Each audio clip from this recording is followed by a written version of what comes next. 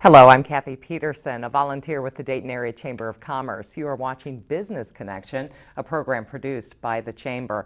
The Chamber is committed to finding business solutions by collaborating with regional business leaders on key issues.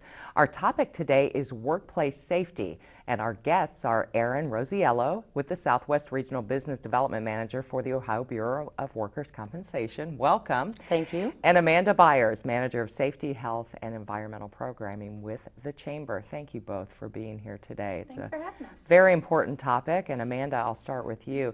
Can you give our viewers a brief overview of the Chamber's safety program?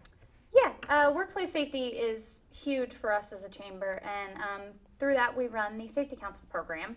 The Safety Council program's been a part of the chamber since 1932, so quite a while now, and currently we have about 240, 250 members that pay annual dues and are attending actively with us at our monthly meetings.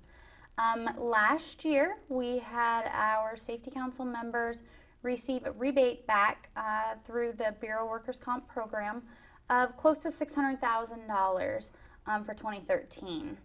And it's up a little bit from some prior years, probably because we had a little more activity of members attending and numbers up and stuff, so that's great. We also do some trainings, monthly to sometimes twice a month. We hold a workplace safety training of some sort. The topics rotate through, so they're all different types.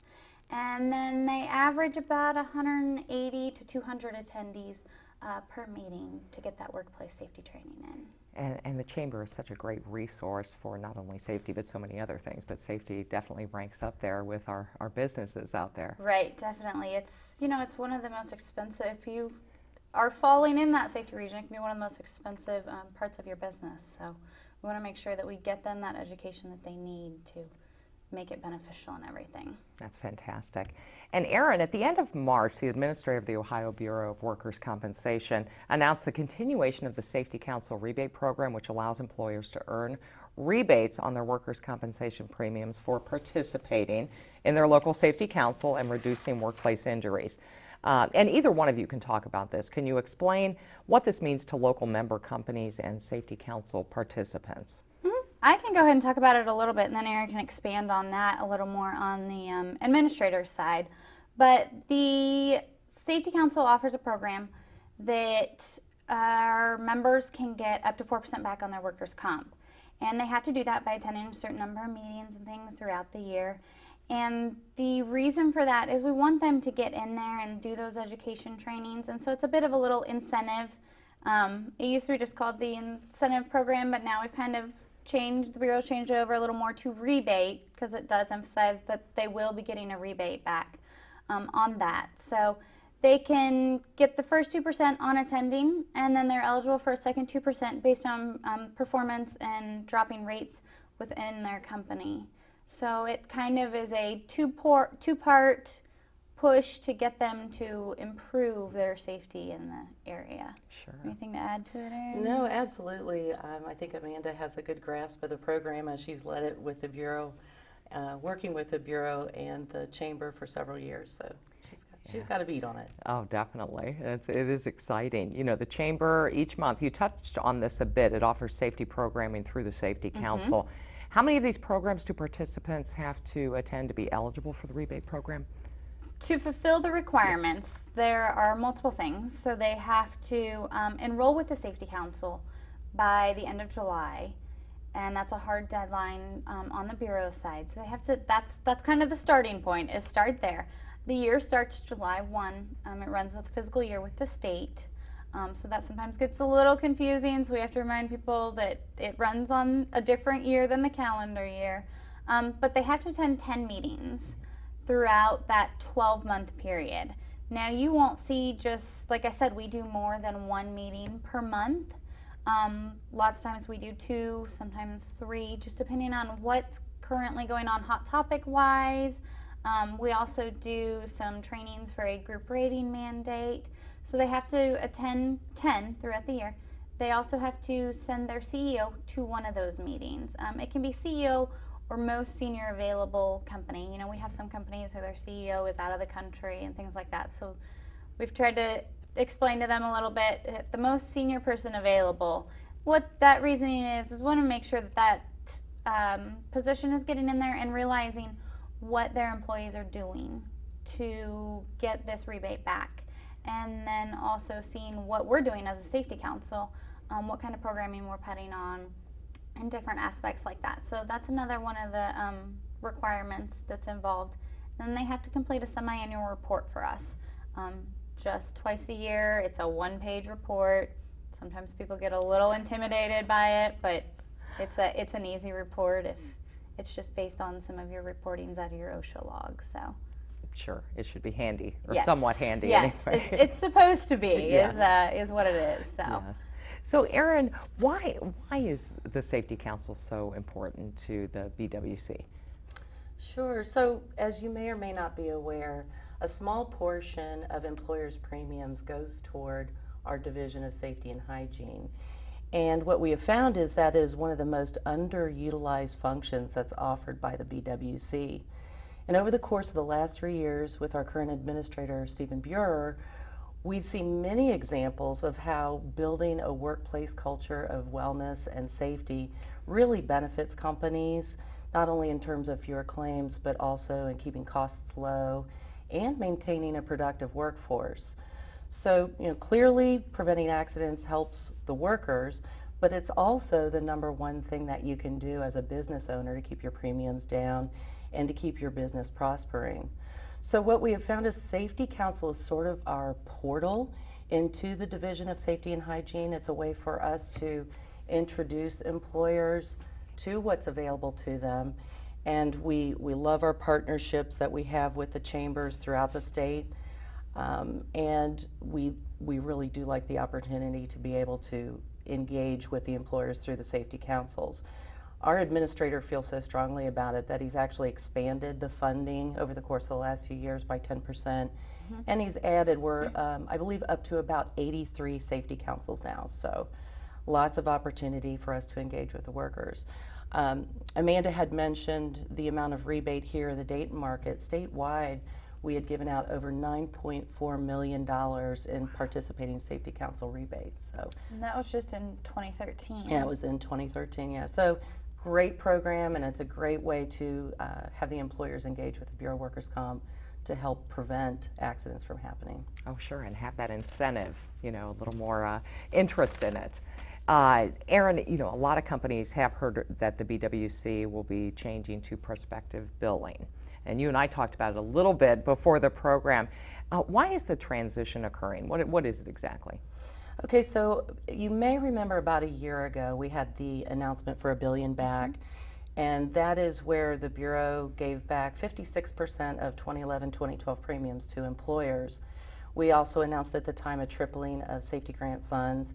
And then the third piece to that was to switch to a modernized version of billing, trying to get with the rest of the insurance industry. And that is where employers would pay for their insurance up front.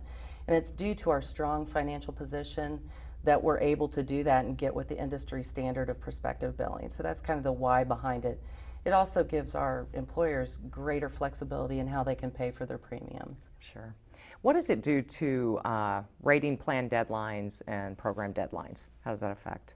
So this transition will begin July 1st of 2015 for private employers. So it's going to kind of begin the shift at that point in time. And then for public employers, that'll be January 1st of 2016.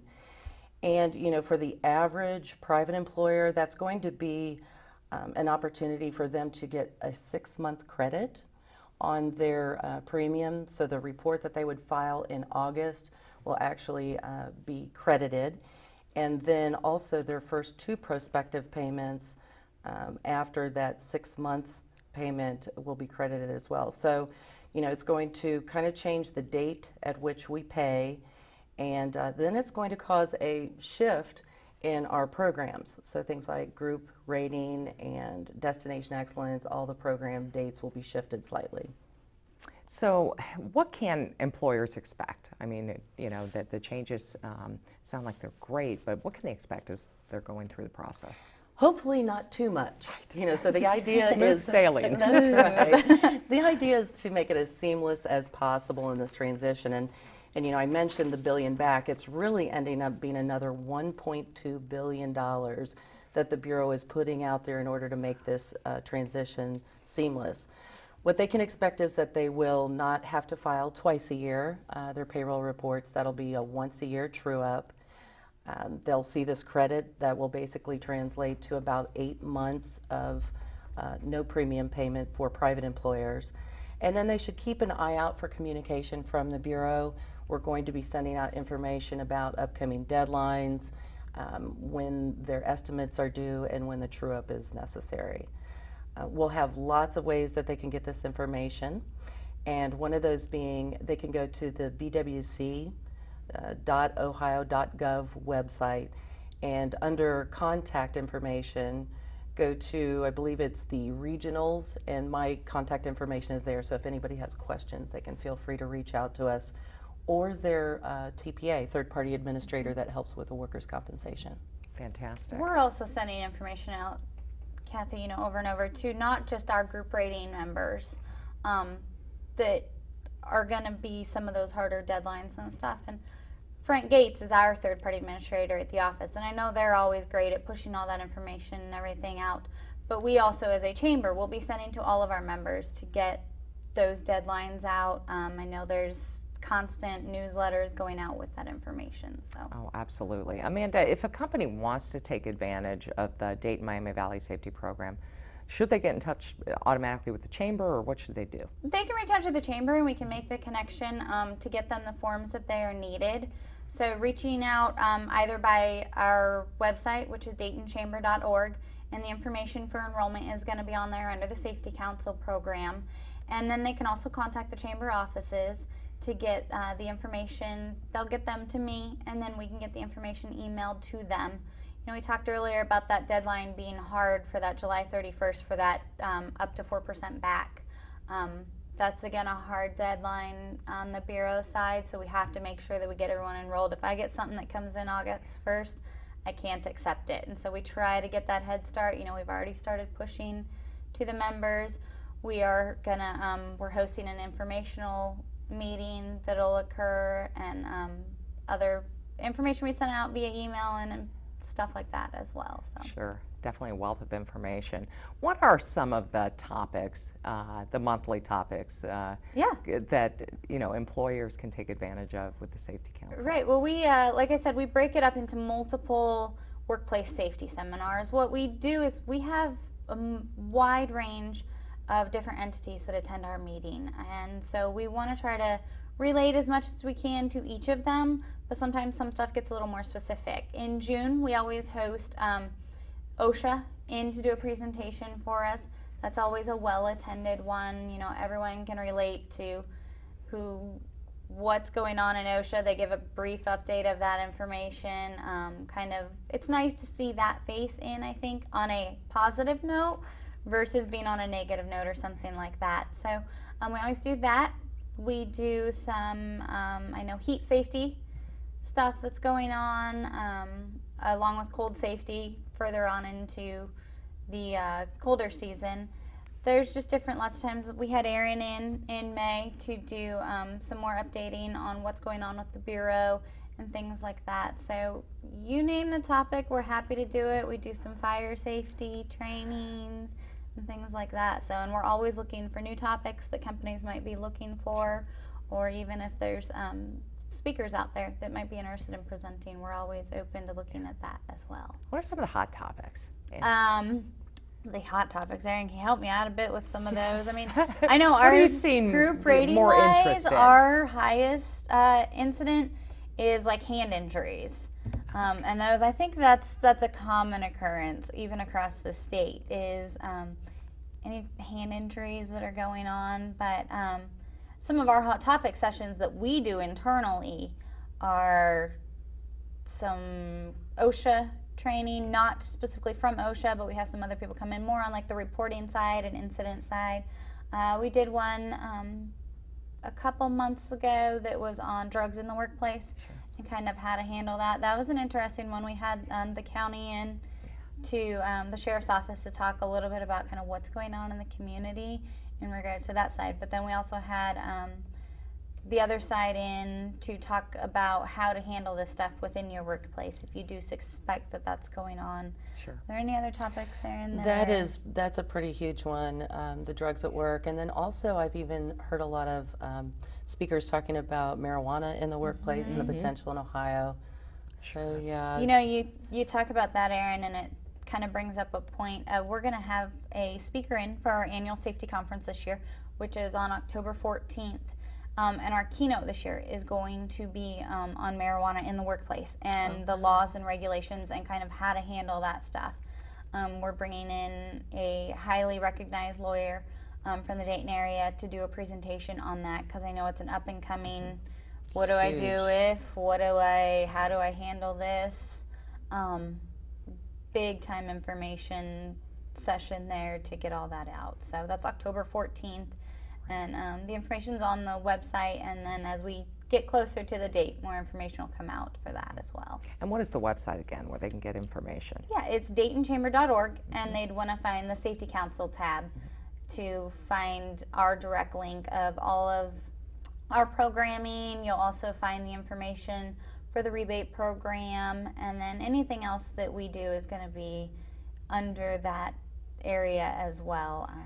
The conference you're going to find there, what our monthly meetings are, and all of that. So great. And Erin, let's go back to, how important is it for employers to be engaged in workers' compensation, education? It's so clearly important, whether it's slips, trips, falls. Oh, absolutely. I just came from the private sector a couple of years ago and have been on the side of the employers working with third-party administrators. And it's not until they have an accident and their premium goes up that they understand how important it is to be engaged with the Bureau. So what we try to do is reach out to as many employers as possible early on and provide education. I have seen amazing things happen when not just the employer, but the employees actually get together and make a group effort and a concerted effort to look at prevention and safety in their workplace. So it can have a huge impact. Financially, it can really affect bottom lines. And I strongly recommend that anybody that's involved in workers' comp, be it a business owner, HR, safety person, learn as much as you can. Ohio's unique, and you have the ability to save a lot of money, and then you also have the ability to spend a lot of money if you're not careful. What are some of the most popular, I guess, injuries or incidents that happen in the workplace? So, you've got 10 different types of businesses, anything from manufacturing to office, and it kind of varies based on your risk level and the type of work that you do. But, hands, we do see a lot of hands in manufacturing, soft tissue injuries and backs. I mean, it's a huge range, and what's interesting is that regardless of your type of business, the type of risks that you're exposed to that you don't even know about. Yes. Accidents that happen in the parking lot, slips on ice. This year there was so much ice and snow. So, just being aware of where the potential risks are and doing what you can to prevent them, and then also having a plan in place for once an accident does happen, that you can respond quickly and efficiently to that. Oh, absolutely. We've done a lot of training at the county where I'm employed, and when you see the training events, how not to slip or things, you think that's, I'm fine, I'm never going to do that. But what I've noticed lately is everybody's on their phones. They're not paying attention to where they're walking. I had a guy in front of me on the steps on his phone, and I was like, if he goes down, I might go down too. So Accident waiting to happen. it is. So it is. You just have to pay attention and be prepared, like you said. Interesting topic, walking and texting. Walking and Yes, talking. yes. You wouldn't necessarily think that would be a topic that you'd have to present on, but you just never know what topic is going to need to be presented next that's going to come up. I know. right. And things always are changing and evolving, so we're always going to have those obstacles, I guess, in our way. Well, thank you both so very much for joining me today. Erin Rosiello with the Southwest Regional Business Development Manager for the Ohio Bureau of Workers' Compensation, and Amanda Byers with the Chamber's Safety, Health, and Environmental Programming. Appreciate you both coming in to talk about such an important topic, and I'm sure we'll have you back again. Thank you for having us. And thank you for tuning in to Business Connection. I'm your host, Cathy Petersen. Stay tuned now for an important message from the Dayton Area Chamber of Commerce. Our program today highlights several of the important changes to the Bureau of Workers' Compensation program for Ohio employers. For decades, the BWC billed employer premiums retrospectively or after the fact for workers' coverages.